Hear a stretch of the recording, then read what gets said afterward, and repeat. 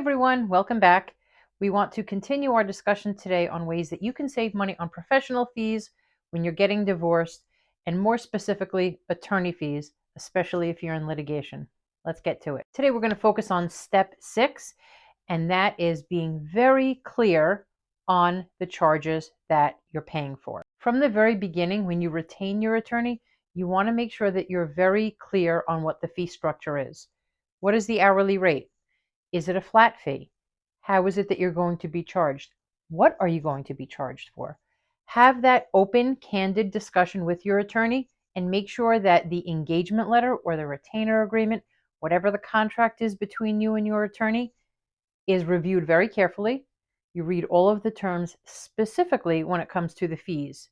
And if there's anything in there that you don't understand, you have to ask your attorney. You have the right to review it in detail and make sure that you fully understand how it is that you're going to be paying, how it is that they're going to be charging, what might be charged, what might not be, and have a candid discussion with them about your concerns about anything that you see in there. Every attorney handles things a little differently as to what it is that they charge, how it is that they send invoices. Sometimes there are things that they don't charge for. Sometimes there are things that you think that they won't charge for, but they do. So make sure that you're asking these questions in advance and as soon as you receive your invoice. When you receive your invoice from your attorney, whether it is by email, whether it is through a client portal, whether it is through mail, however it is that you and your attorney have that worked out, ask them that too, how you'll be receiving those invoices and how often. But as soon as you receive it, make sure that you are taking the time to sit back and go through it line by line and make sure that you fully understand and agree with everything that's been charged. The minute you review it, if you have any questions or concerns or thoughts on it, make sure that you're highlighting it on the invoice itself, making a note of it, however it is that you want to keep track of it, and reach out to your attorney and let them know. I have a question on this specific invoice. Can we speak about it?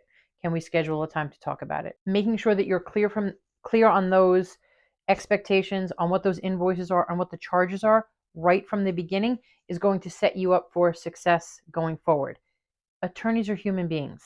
Sometimes they make mistakes. Sometimes there's a charge on there that maybe they didn't intend to put on there. Sometimes things are charged twice. It's not about trying to catch them out or call them out. You just want to make sure that you are ensuring that you're paying for the time that your attorney is spending on it, but not overspending. And you want to make sure that your attorney knows that you're keeping track of it, that you're keeping your eye on it as well. We all need a little bit of help from each other. So you calling them out on it, or you pointing out maybe an error or something that maybe you misunderstood that you didn't think would be charged for, there's no issue with that. It's welcome that you are reviewing everything, including all of the documents that we send you. We really want to make sure that you're being protected and you're paying for the services that we provide. Sometimes your attorney might offer a payment plan. Make sure that you're discussing that with them from the very beginning. A lot of times what happens is you give a retainer amount, an upfront amount of X amount, whether it is $5,000, $10,000, $20,000, depending on your area, depending on your region, depending on what your attorney requires. That retainer amount is usually held in an account and then they pull from it as they're working. Again, not all attorneys work this way, but usually on an hourly rate for a retainer amount, that's how a retainer works.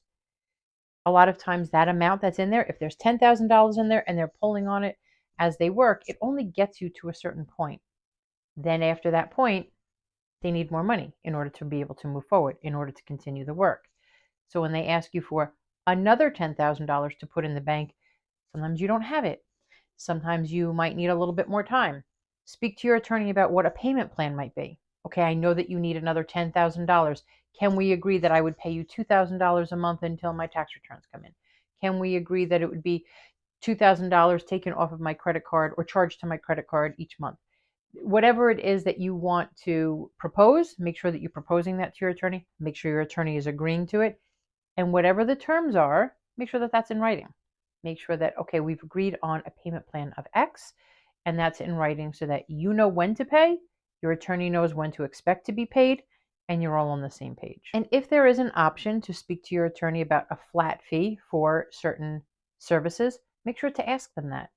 Sometimes it's very hard to predict. Just like we were talking about before, The hourly rate is charged for work that your attorney is doing. They don't know if it'll be an hour's worth of work or if it'll be 5 hours worth of work for one court appearance, right? And that's real.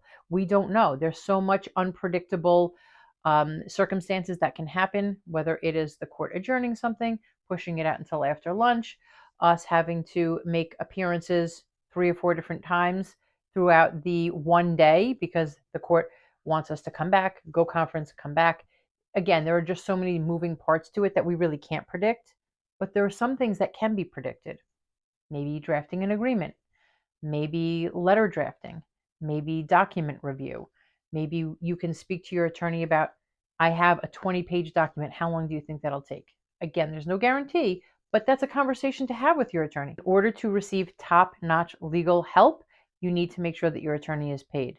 However, the uncertainty of not knowing what you're paying, that is a real concern, and any attorney will understand that.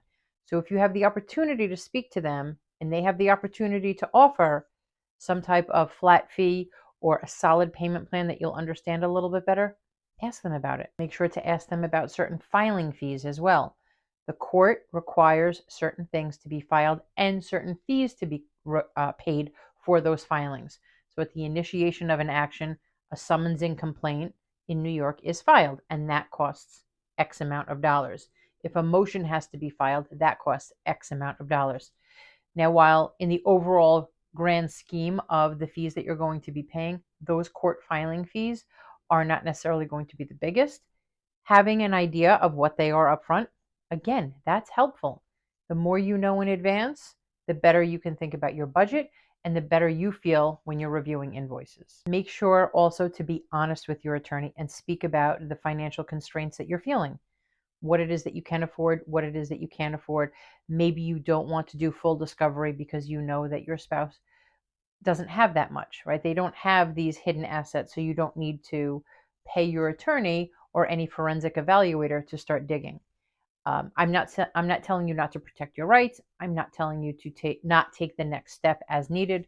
What I'm saying is being honest with your attorney about what you can afford and what you can't afford and what maybe you do want to move forward on and maybe what you don't. That's very, very important for them to know in advance. As we've spoken about many times before, you want to make sure that you are doing the most that you can to maximize the time that you're spending with your attorney. Reviewing your invoices is a really good way to do that. If you see that over the last few weeks, you've looked at those invoices and you've seen 3 separate times when you've spoken to your attorney for over an hour, and in your mind you're thinking, oh my goodness, what did we actually talk about for an hour each time? That's something for you to start reevaluating for yourself. And we were on the phone for an hour last Tuesday. We came up with a fantastic strategy to address certain issues. Then that might be time really well spent. If you start looking at that invoice and thinking, oh my goodness, we spoke last Tuesday and I think we only discussed one item and I was going to send documents after that. So there really wasn't a lot of substance that was discussed. Does that mean that that hour was spent complaining about your spouse? Was it spent complaining about how long the court process is taking? And just make sure that you're reevaluating how it is that you're spending your time with your attorney when you're looking through the invoices. As much as possible, when you're looking at the invoices, if there's any administrative work that can be done by the paralegal or the support staff, but you see that in your invoice it's being charged by the attorney, mention it to your attorney. So do you think that going forward we can have these documents scanned and saved by the admin as opposed to you doing it? That would save me some time and money. And let your attorney explain to you why maybe they needed to do it at that time. Maybe their support staff was not in. Maybe this was something that was a little bit more urgent and had to be taken care of immediately. Make sure that you're keeping those lines of communication open when you're talking to your attorney. And part of the reviewing of the invoices, again, includes making sure that you are maximizing your time with your attorney. Taking the time from the beginning, from when you first hire your attorney, until the present when you're reviewing all of your invoices, taking that time to ensure that your finances are in order outside of the process, but specifically in the process, and how it is that you're spending your money on your attorney is really going to be vital in this process. So many times people get upset and frustrated and really at their wits' end, and rightfully so.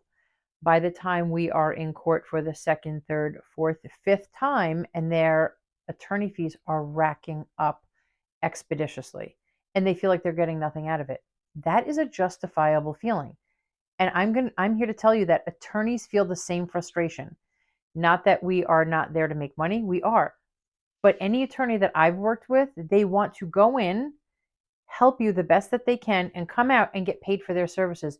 They don't want to be in the courthouse doing the same, making the same appearances 3, 4, 5 times, discussing the same issues before the judge when something can't get resolved. That's frustrating for us as well as professionals. We want to be able to use our skills to help you advance your case and not get stuck in the minutia of all of the detail. Ensure that if your attorney suggests, you know what, maybe we give a little bit more here so that we're not in court for another 3 or 4 months, you consider that.